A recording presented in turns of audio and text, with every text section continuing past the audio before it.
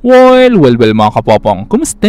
Anyway, since trending itong nangyayari dito sa lalaki na ito, na sinunod ang isang April Fools ng isang takoyaki store na ang malala at base na rin sa statement noong takoyaki store ay hindi daw sila magiging accountable sa nangyaring iyan. Yes mga kapopong, hindi daw sila magiging accountable dyan. Pero ang tanong ay wala ba talagang magiging liabilities yung takoyaki store patungkol sa nangyari dito sa lalaki na ito? Anyway, isa-isahin na lang natin pag-usapan yan. At kung mayroong mang correction dito sa mga sasabihin ko please correct me if I'm wrong na lang, ha?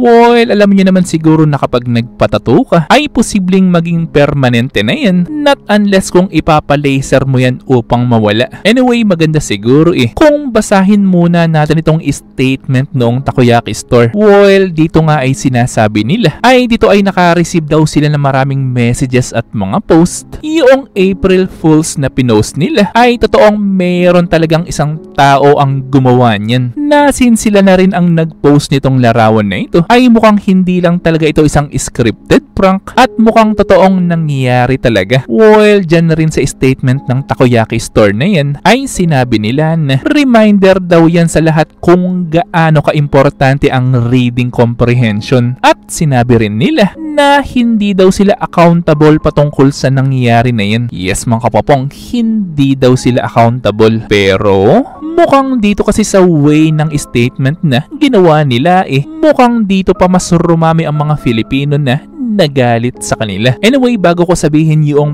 personal comment ko dyan magbasa muna tayo ng ilang comments doon sa post noong takoyaki store, ha? Unahin na natin itong kay Danico Ramos na sinabi niya na kaya mo naman ibigay yung 100k Nagpapamigay ka nga ng 10k every pakain mo ng takoyaki Bigay mo na lang para hindi ka dumugi ng tao at hindi masira ang pagkatao mo. Well, sinabi naman noong isang sharer noong post na si Kuya Ramil may anak na bunso na may autism. Paano na ngayon yan? Tapos sasabihin nyo wala kayong liability sa ginawa nyo? Sasabihin nyo pa na April Fools and the reading comprehension? Hindi lahat alam yung April Fools. At hindi nyo rin alam kung gaano nangangailangan ang mga tao ngayon. Well, sabi naman sa comment na ito, unang-una, hindi lahat ng Pilipino ay alam ang April Fool's Day. Kaya huwag nyo kaming ma-April Fool's Day dyan. Ibigay nyo ang 100k ni Kuya.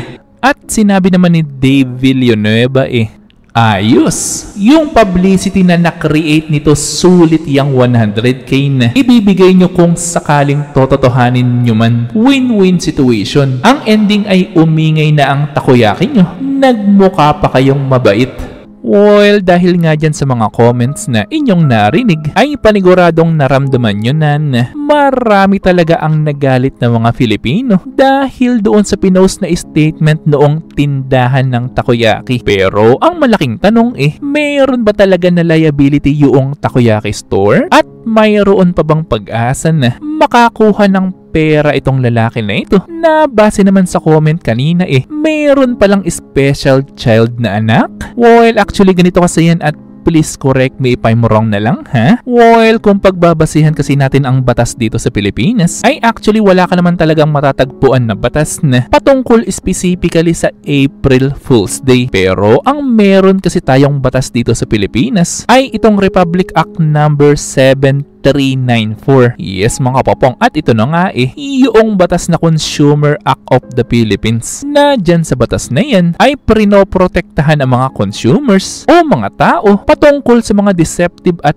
false advertisement, which is posibleng pumasok rin ang Civil Code of the Philippines patungkol sa liability noong tindahan kapag ang isang tao naapektuhan ng isang false advertisement, which is alam niyo naman siguro na kapag kasi ang isang tao ay physically o emotionally ay naapektuhan dahil sa isang maling impormasyon, ay mas marami pang batas ang pwedeng tumulong sa kanya. Pero actually mas naging okay na ang lahat kung yung store ng takoyaki tinotoo na lang yung challenge na ipinost nila online at natulungan pa nila itong lalaki na ito na di umano meron palang special child na anak. Pero kung igigiit kasi nila na hindi nila kasalanan at kasalanan nitong lalaki na ito because of his reading comprehension problem, ay totoong mukhang mas maraming mga Filipino ang magagalit talaga. Well, unang-una kasi ay alam niyo naman siguro na totoong maraming mga Filipino ang wala talagang idea dyan sa April Fools na yan. Na paniguradong ang ilan sa mga pagkakaalam nila patungkol dyan ay April Fool's Day is an event o isang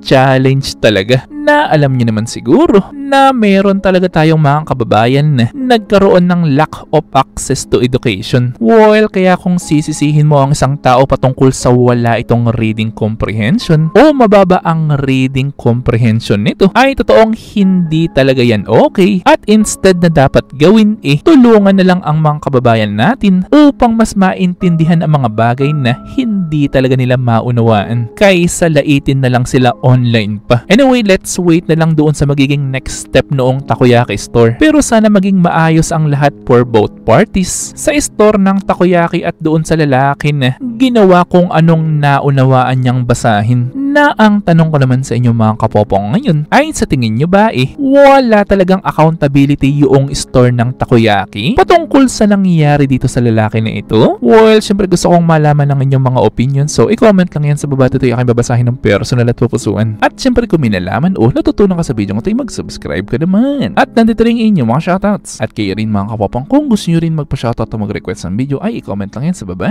At muli ito yung teacher Popong na nagsasabing, Te amo!